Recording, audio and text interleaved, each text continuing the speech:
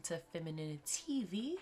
My name is Alexa Lene, and today I'll be cooking autumn pot pie hand pies. This is a recipe that I kind of made up myself, but I'll put the references in the description box.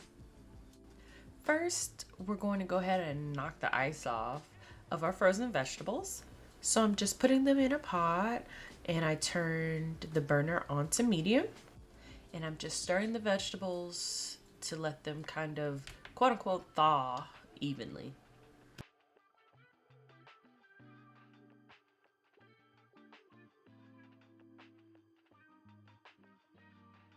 I decided to add another bag of frozen vegetables because honestly, one bag did not seem to be enough for me to meal prep these hand pies for an entire week or 5 work days. Next, I'm going to take a knife and a fork and go ahead and shred my chicken. I prepared this chicken the night before.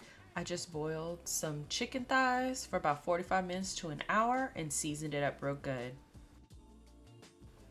So I'm going to add a can of cream of chicken and kind of stir that in there.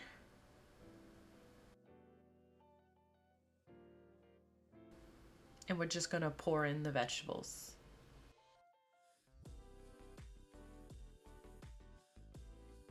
And we're just going to give it a good stir to combine all the ingredients.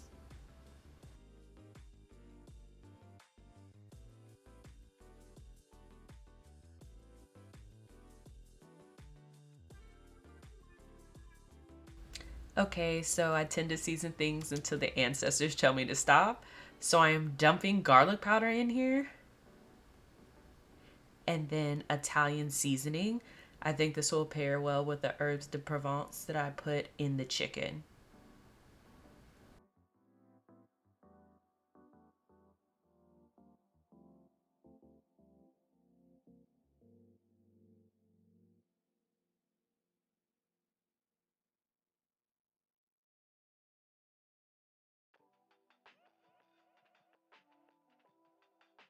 And to further season, that is pink salt, pepper, and herbs de Provence. And I just want to comment on how much I love these stainless steel bowls with the grip at the bottom so they don't slip and slide across the granite countertop. And now to add some parsley because it's still just not seasoned enough.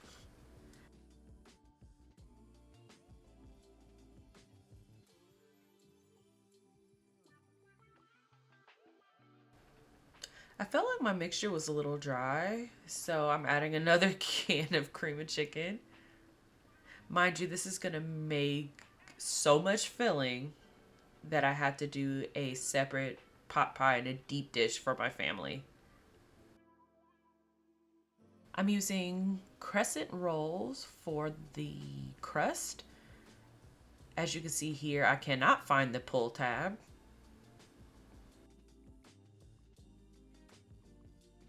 There she is. So we're going to open this on up and take out the crescent roll dough.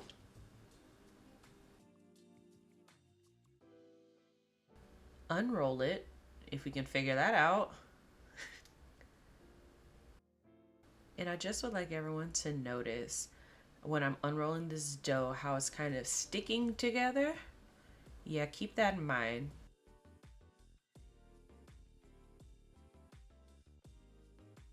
Because it has fewer ingredients. However, there is a reason that you use pie crust dough for this.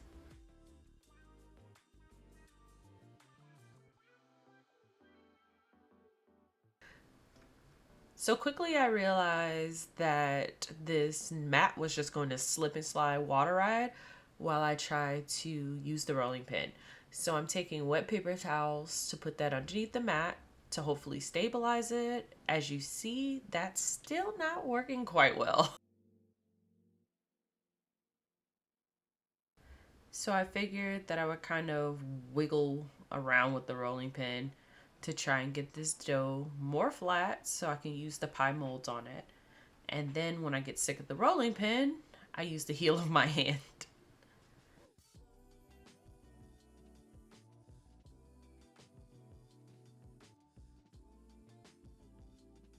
I'm doing my best to get the dough as thin as possible so I don't have unnecessarily thick hand pies.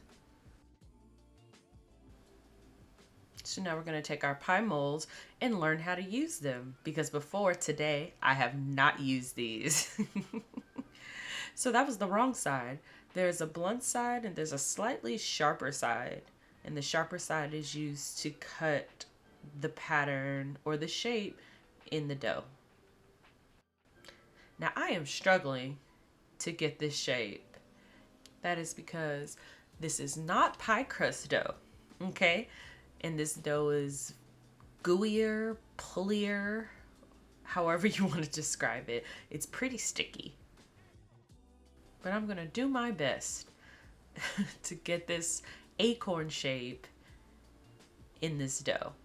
So I'm pulling, wiggling and pulling, kind of how I did in my last video with the ghost shaped tortilla chips, and hoping that that works.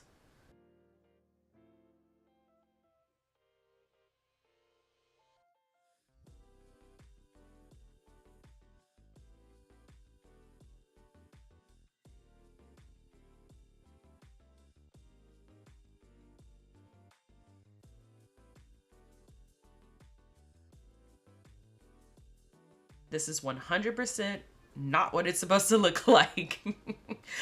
But we're still fighting on. So I'm going to put this in the correct side, try to squish it down a little bit.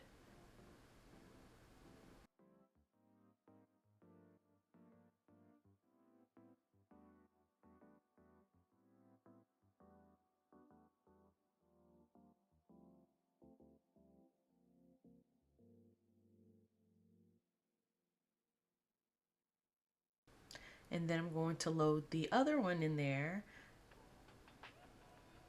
and press down.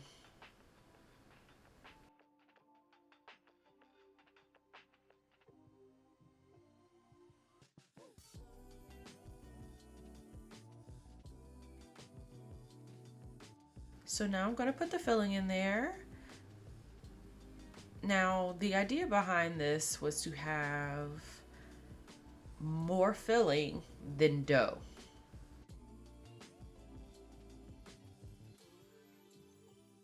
And we're going to press this together and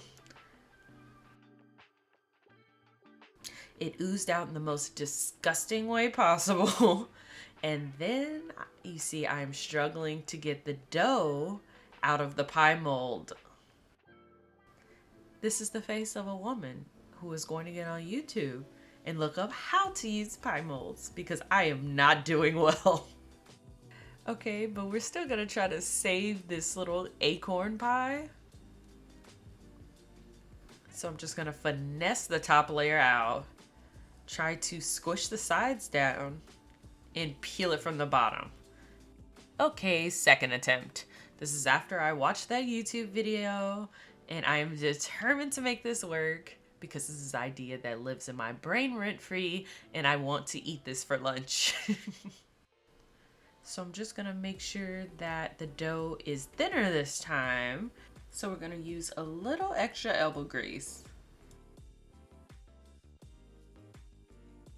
And because I'm smart, sometimes I'm going to put some flour in the pie mold because this dough is stickier than pie crust dough. I'm sprinkling the excess flour onto the dough because more flour couldn't hurt in this situation. Press and wiggle the pie mold.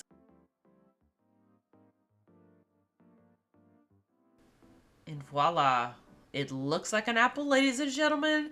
We have done better this time already. We're gonna do the same on the second side. So I noticed both sides of the pie mold creates holes in the dough, and I don't know if it's supposed to be like that. The YouTube video I looked at only had one side that had the holes in it, and the other side was closed. So, And we're just gonna put the filling in. We're gonna put less this time so it doesn't ooze out all disgustingly. We're gonna lay the top layer on, And then we're going to press it. This is better, but our sides are still open because I didn't extend the dough enough in the pie mold before I pressed it. So this is like the 4th attempt, but if you want to recreate these, this is how you do it. I'm going to use the rectangles that they already give me and use the rolling pin to get the dough as thin as possible.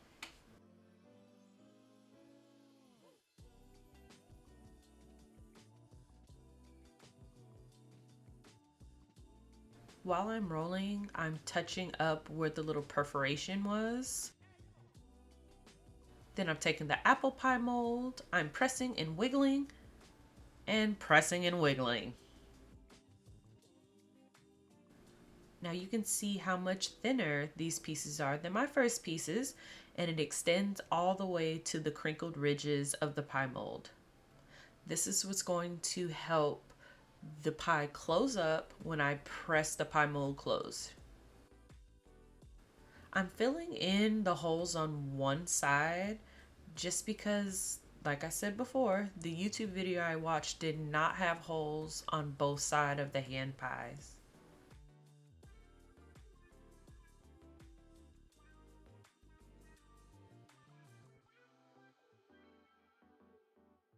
In goes the filling, and as a reminder, do not put too much filling in there. So we're going to take our top dough piece and place it on the pie, and then we're going to press it. We finally got our crimped edges. These are going to go onto a baking pan, and we're going to bake for about 18 to 20 minutes on 375. And that'll do it. I meal prepped 2 of these with some oven roasted green beans, and it was very filling and very delicious. The hand pies that came from the improved method had a really good ratio of chicken, vegetables, and dough. Thank you so much for watching. Don't forget to like and subscribe, and have a happy Turkey Day. Bye guys.